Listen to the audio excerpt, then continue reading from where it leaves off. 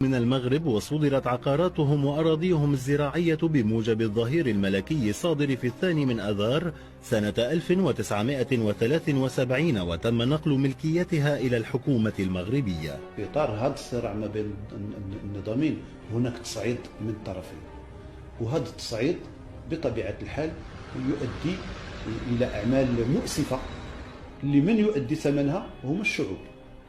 هناك ضحايا مغاربة كانوا في الجزائر لهم حقوق وطردوا، وهناك ضحايا جزائريين كانوا في المغرب وأيضا هم مسوا بطريقة من الطرق. هكذا سلب منهم المغرب أراضيهم الفلاحية الممتدة على مساحة 12 هكتارا من أجود الأراضي الكائنة في عمالة وجدة شرق المملكة.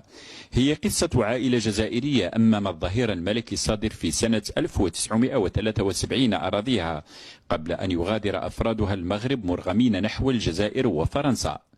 وبعد 41 سنة على ذلك لا زالت عائلة جعون القاطنة في مدينة لمسان مصرة على استعادة حقها الضائع الذي أممته السلطات المغربية دون تعويضات تذكر، رغم المراسلات التي يوصي الحقوقيون في الجزائر بعدم إحالتها على العدالة بعدما أصدر القضاء المغربي أحكاما ضد الجزائريين الذين حاولوا استعادة أملاكهم عن طريق العدالة. الجزائريين صدروا لهم الأراضي نتاعهم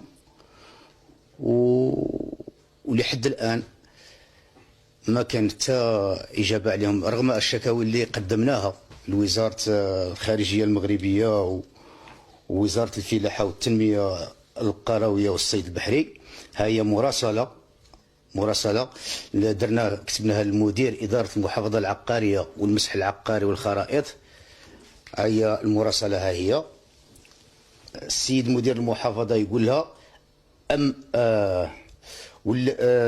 أنهي إلى علمكم أن الملك الموضوع له الرسم العقاري رقم 7617